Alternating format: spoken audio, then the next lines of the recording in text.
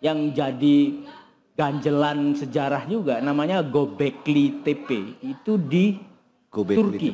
Turki itu umurnya 11.000 12.000-an. Itu ganjelan juga, tapi sampai sekarang sih pemerintah Turki nggak peduli, wong turis ke sana terus gitu kan. Yang lebih fenomenal Gunung Padang itu kita mendapatkan data carbon datingnya itu 23.000 tahun yang lalu. Pada waktu benar-benar puncak zaman es ketika Kalimantan, Sumatera, Jawa gabung jadi satu.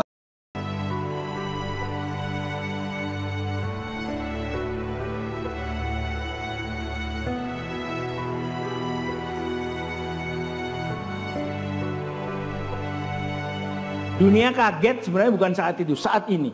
Kita sudah melakukan penelitian itu dari 2012 sampai 2014 itu intensif banget. Setelah itu hanya beberapa kali ini analisa lab segala macam. Terus setelah itu nyoba bikin papernya, tapi kita presentasikan 2018 atau 19 gitu di American Geophysical Union dan mendapat sambutan bagus. Cuman baru masuk ke paper internasional itu Oktober kemarin. Oktober kemarin, baru 3 bulan yang lalu lah. Jadi Oktober, November, Desember, Januari ini. Itu yang akhirnya membuat dunia geger. Karena yang fenomenal dari situ adalah kita menuliskan dalam paper itu dengan segala macam data dan analisis yang bisa dipertanggungjawabkan. Dan papernya publish ya? Publish di jurnal Q1. Q1 itu jurnal yang paling tinggi lah.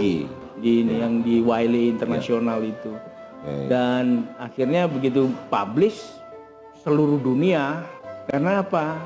Karena pemahaman umum sampai sekarang di mainstream sejarah arkeologi, manusia itu baru bisa bikin bangunan yang seperti itu dan dengan teknologi yang seperti itu kalau sudah berdiam di tempat dan terorganisasi dan jadi bukan gatherer sama hunter lah yang nggak bisa itu.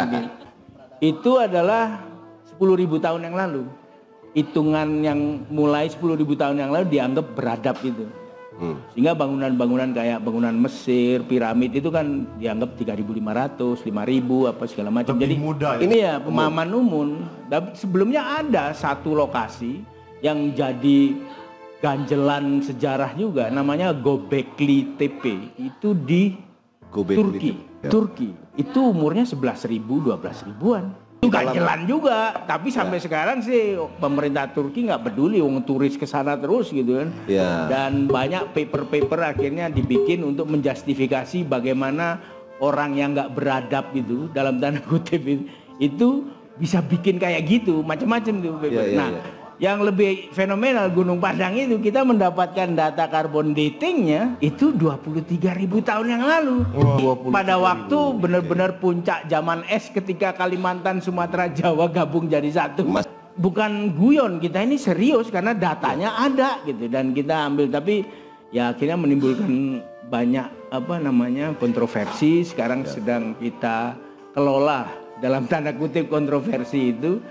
Tapi ya kita tetap strict karena metodologi kita jelas gitu ya, sampel kita jelas dan ya itu dan sudah dipublish Bahkan kalau orang tidak meneliti daerah situ tapi dia punya pendapat berbeda, dia bisa bikin paper berdasarkan data kita dan punya interpretasi yang berbeda, boleh. Biasa di jurnal-jurnal ilmiah kayak gitu. Tapi yang terjadi ternyata nggak kayak gitu. Ada yang gedor-gedor dan sebagainya. Gedor dalam tanda kutip di penerbitan ilmiahnya. Anyway, ini masih berjalan ya kita. Jadi mudah-mudahan aja. Tapi menarik karena dari Indonesia gitu. Yang seperti juga pada waktu Galileo Galilei bikin teori akhirnya mereka dibakar oleh kaum agama itu, ketakutannya adalah sebenarnya yang paling dasar yang saya pahami adalah kekuasaan. Jadi kalau orang merasa otonomi mereka terhadap sesuatu itu terganggu, minimum mereka akan nggak bisa loh kayak gini. Itu waktu itu kan kayak gitu kan, defense gitu loh. Bukan hanya defense, kill him. Jadi ya itu kan dibakar itu. Dibunuh gitu. Kekuasaan ya. Kekuasaan artinya apa? Dominasi terhadap dalam tanda kutip kebenaran. Di dalam dunia ilmiah juga ada apa namanya nuansa seperti itu ada. Nah ini bicara soal apa namanya ya belum lagi yang lain-lainnya, tetapi paling enggak otoritas lah jadi. Saya punya otoritas nih. Ini ada orang yang bikin sesuatu yang selama ini, wah gue pasti berubah dong, nggak bisa. Otoritas gitu. Jadi otoritas kebenaran. Nah sebenarnya ada mendua juga sih di dalam ilmu pengetahuan itu. Ketika kita berpegang pada otoritarianisme sains ya. Padahal sains itu nggak bisa otoriter. Dia harus selalu bisa selalu dikritik, diperbarui dan sebagainya gitu kan. Karena dengan begitu sains berkembang. Tapi pada waktu orang mendapatkan manfaat dari otoritarianisme dari sains ini dan dia mendapatkan privilege, kemungkinan dia ya akan against itu. Dan itu yang saya rasakan terjadi tanpa ada suuzon yang lain. Kalau mau disebut suuzon yang lain ada.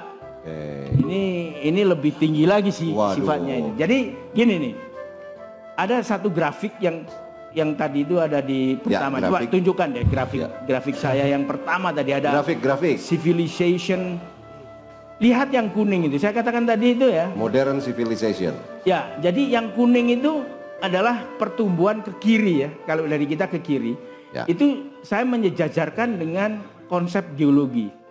Jadi di geologi itu ada pertumbuhan, kemudian ada hancur, merah nusuk ke arah kanan tuh hancur. Pertumbuhan hancur, pertumbuhan hancur, pertumbuhan hancur sampai akhirnya modern civilization, pertumbuhan terus ada roket segala macam.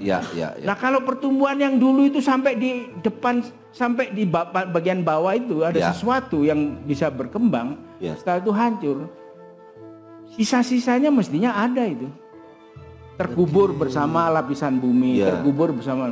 Nah kalau kita bisa dapetin sisanya itu, kita nggak mulai dari nol lagi. Nah ini ya sesuatu yang logiknya adalah ada pihak-pihak yang tidak menginginkan kita tahu bahwasanya ada siklus. Semuanya anggap linear aja. Purba modern selesai. Orang dulu itu udah purba aja udah. Primitif gitu. Dan orang dulu jumlahnya sedikit, sekarang banyak. Karena ada grafik Malthus itu kan. Padahal kalau kita lihat, sebenarnya kalau kita ngelihat sejarah 1/4 juta orang mati 2 jam tsunami itu. Dan itu kalau terjadi berkali-kali, 300 tahun sekali. Waktu itu mungkin manusia juga udah banyak gitu. Toba meletus, jeger, habis gitu. Banyak lagi, ini ada Maninjau meletus. Mati lagi. Dan itu tempatnya di mana? Di Indonesia semua lagi. Jadi artinya penduduk bumi itu mestinya juga begini. Jadi dulunya segini dimatiin, tapi dia sebenarnya begitu. Jadi lebih banyak daripada yang dulu segini terus naik begini. Ini kan begini harusnya. Sehingga seringkali salah. Tahun apa itu? 20.000 tahun. Manusia masih sedikit, nggak bisa bikin bangunan segitu. Ini butuh berapa ratus orang, berapa ribu orang gitu kan. Padahal bisa saja orangnya banyak gitu. Bisa saja itu dari satu sisi. Karena tadi itu siklus itu membunuh dalam waktu 1/4 juta orang mati. Ya kemarin sih masih mending 2 tahun, 3 tahun, 8 juta atau 10 juta kemarin COVID itu mati kan. Tapi ini bencana alam yang langsung geologi kayak gitu sifatnya.